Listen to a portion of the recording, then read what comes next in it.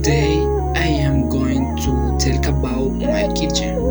In my kitchen there is kitchen between the dining room and the bathroom. There is a stove in front of the refrigerator. There is sugar, oil, pans, etc.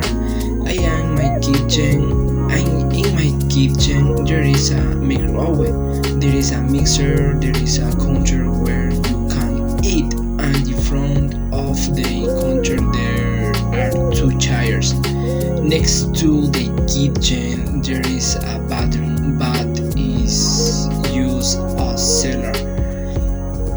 Under the dishwasher area there are shelves with a few pots and pans, and on one side there is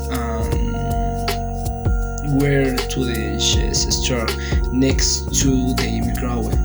Under the mason there is a gas, and the inn is next to the stove. In my kitchen there are many kitchen utensils such as pots, a cutting board, there is a jar of salt, there is a can of oil, there is a garbage can.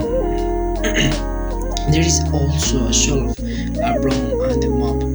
There is a stall in the kitchen. Next to the kitchen there is an area to put the cutlery that is left on the counter.